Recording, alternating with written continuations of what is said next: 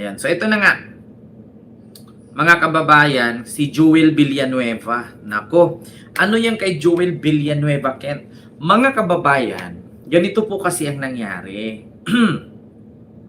Si Joel Villanueva po, mga kababayan, ay meron pong nilabas, no? Nag-react po si Joel na nangangahulugan, mga kababayan, na ito tuloy ang naisip ng mga netizen na parang si Joel yata, no, ang isa sa mga lilipat sa Gatchalian Black, no? O, PBBM lang malakas ang kay Ma'am Crisanta Arguzo na naminda, hello po. Mga kababayan, ito po yung nasa isip ngayon ng netizen at ng taong bayan na delikadong si Joel po, no, ay lilipat. Bakit? Kasi ganito po ang kanyang statement, mga kababayan. Ipakita ko po sa inyo yung statement, mga kababayan, ni Joel Villanueva na kung saan po, ayan. Kung nakita nyo po, yan po ang statement niya, mga kababayan. So, basahin ko lang po ha. Disclaimer, ito po ay nakita ko sa isang post. Ngayon, kung sakali man na ito'y hindi totoong sinabi, nagre-react lang po tayo.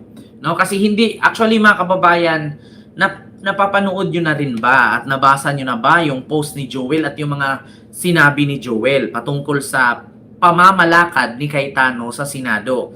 Which is, mga kababayan, naglabas kasi si Joel Villanueva ng hindi pagsang-ayon, no, dito sa pamamalakad ni Cayetano, ni Alan Cayetano, mga kababayan, sa Senado.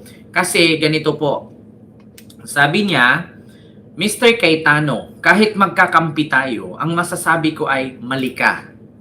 Nag-quorum na sila ng 12 senators at binakante na ang mga posisyong legal. Mga posisyon legal yon. Ang hindi lang pwede ay mag-elect ng SP kasi need 13 votes. Hindi natin pwedeng ipilit yung gusto natin kahit illegal. Hindi ako papayag dyan. Parang ikaw na lang nagdidikta ng lahat eh. Ngayon, paki-comment mga kababayan kung totoo po ito o hindi sa reaksyon ni Joel Villanueva. Kasi ang sabi niya kay Cayetano, kahit magkakampi daw sila, mali daw ang kay Cayetano. Nag-quorum na daw ang Gatchalian Black at binakante ang mga posisyon. So legal daw yon. Ang hindi lang pwede mag-elect ng bagong Senate President kasi kailangan 13. Which is, mga kababayan, nagbigay na po ng reaksyon ang palasyo niyan. Kung pwede ba 12 lang? Pwede bang 12 lang ay pwede ka nang mag-elect ng bagong Senate President? So, ang palasyo po, mga kababayan, may mga abogado din po. At higit sa lahat, yung tagapagsalita na si Yussi Claire Castro ay abogado rin. So, pakinggan po natin, mga kababayan, yung reaksyon ni Yussi Claire Castro at ng palasyo, no, mga kababayan, diyan sa tawag dito, patungkol diyan, mga kababayan. Ito ha, mga kababayan. Sinagot na ni Yussi Claire Castro yan. Kung pwede ba maging 12 lang ay magkakaroon na ng Senate President. So ito.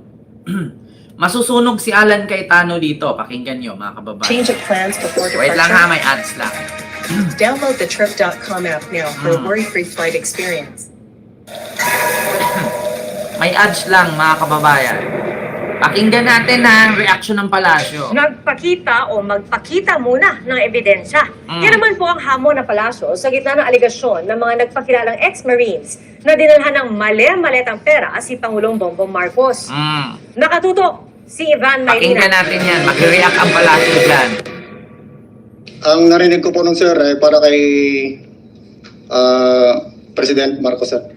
Sa ganitong paraan iniugnay ni Johnny Butuan si Pangulong Bongbong Marcos sa 5 maleta ng perang dinala umano niya at mga kasama sa isang bahay sa Paway, Ilocos Norte. Pero sabi ng palasyo, patunayan niya muna ang aligasyon. Pakita mo na nila ebidensya, madali kasi magturo. Lalo na kung ang balak mo lang naman talaga ay manggiba.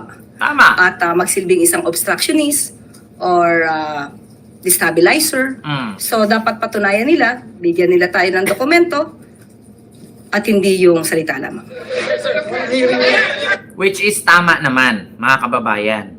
Bago kasi magbintang, make sure na Maskin video man lang maskin picture man lang na inabot nila ang maleta at mismong si PBBM ay tinanggap ang maleta tapos binuksan or basta kahit hindi na binuksan, at least inabutan ng maleta, yun dapat Ang problema, kwento lang Maskin picture, wala. Kay Erwin Tulfo, ganun din, wala. Kay Tito Sen, ganun din, wala. Kay Alvarez, ganun din, wala. Kay Laila de Lima, ganun din, wala. Halos lahat ng kanilang mga sinasabi ni isang picture man lang na may maleta kasama sila na naghatid. Wala.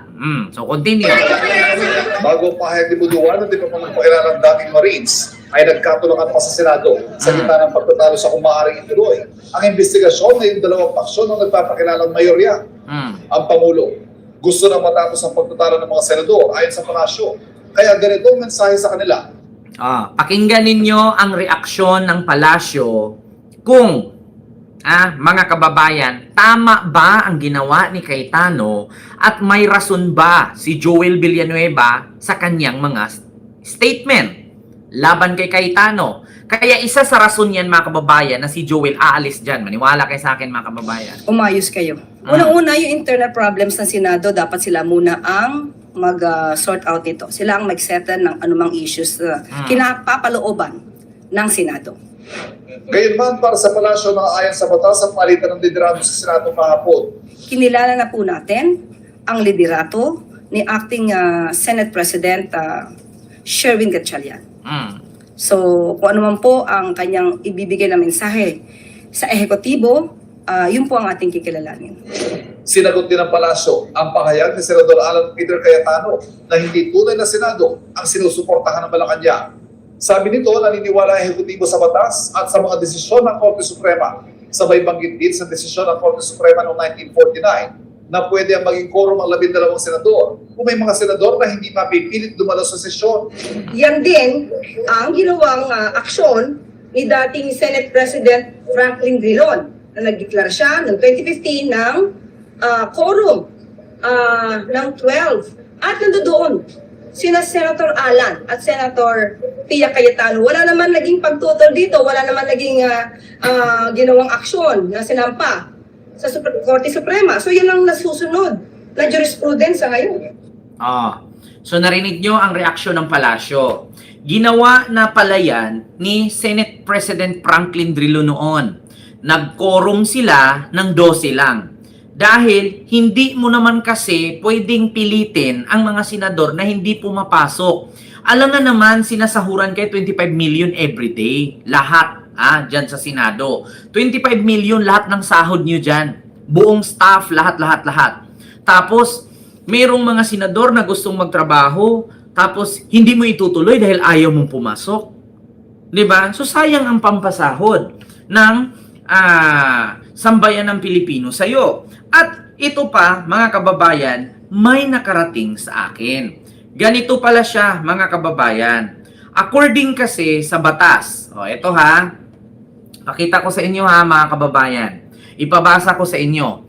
Kaya pala, malakas ang loob ni ng Gatchalian Black na si Cayetano ay palitan. Bakit? Ito po siya, basahin natin. Rule Number 4, the President pro tempore his duty and powers. Ayan, Section 4, the President pro tempore shall discharge the power and duties of the President in the following cases. When the President is absent for 1 or more days. When the President is temporarily incapacitated.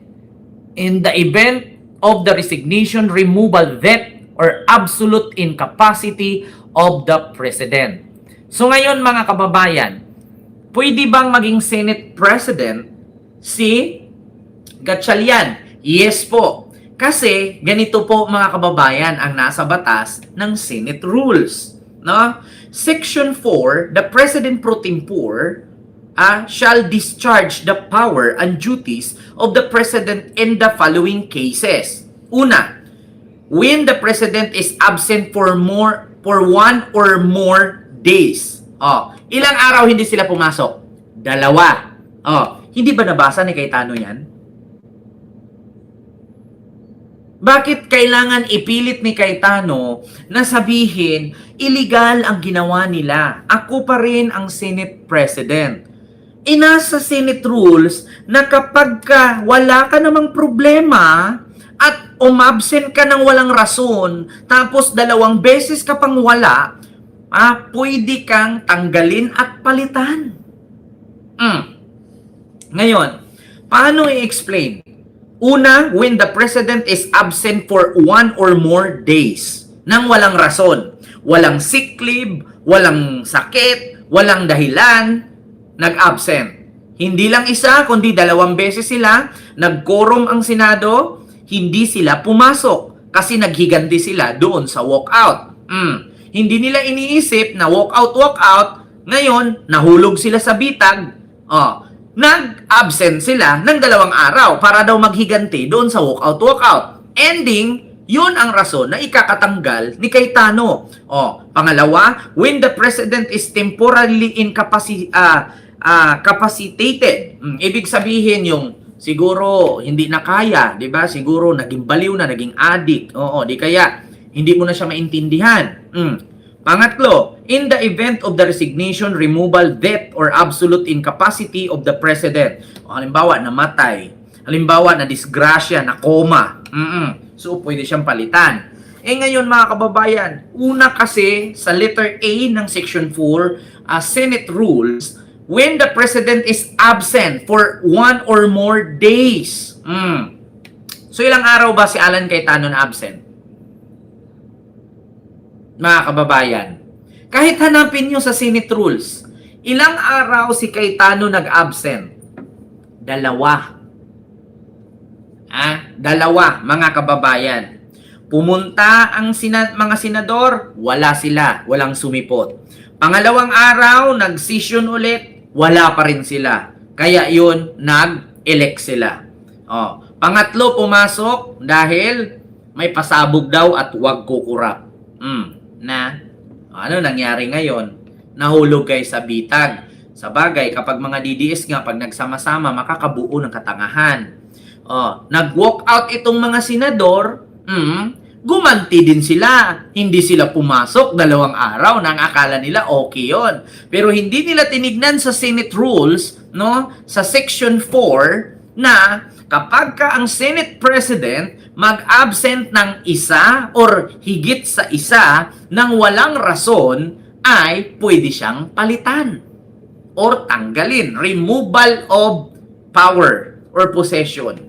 Ayan na nga, mga kababayan. So, yun ang nangyari. Diba? Yun ang kadahilanan, mga kababayan, na itong si Gatchalian ay si Villanueva lilipat na may mga miyembro ng gabinete na nangakong hindi kakasuhan si Senator Jigo Estrada kung babaliktad siya ng alyansa. Wala rin anyang utos ang palasyo na pigilan ang pagpasok ng sino man sa Senado. Gaya ng aligasyon ng ilang senador nang pumunta roon si Department of Interior and Local Government o DILG Secretary John Vic Remulla. Ang nais ng Pangulo, magbalik trabaho na ang Senado at handa raw siya magpatawag ng special session ngayong naka-adjourn ang sesyon. Inclined ang presidente na to give in to this official request for the special session. Bakit? Kasi kung maraming maaantala dahil sa mga nangyayaring ganitong kaganapan, hindi po nais ng Pangulo na magkaroon ng pag-antala sa trabaho ng Senado. Ivan Mayrina nakatutok, 24 oras.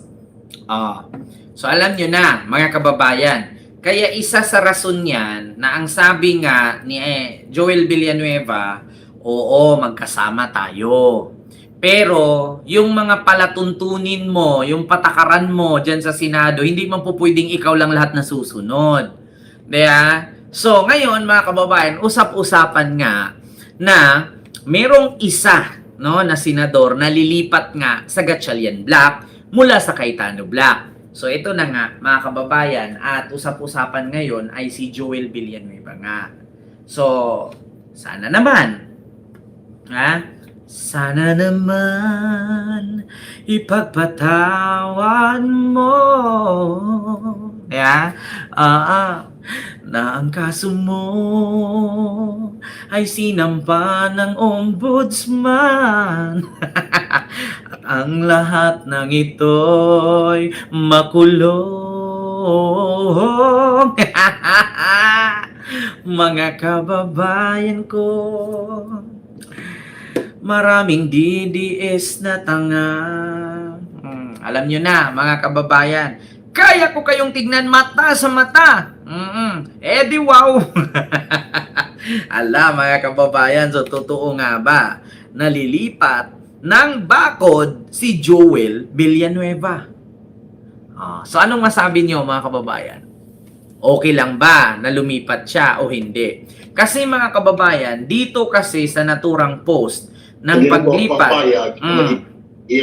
ito ha, mga kababayan, lilipat nga daw si Joel. O sige, anuhin natin yan, lilipat daw si Joel.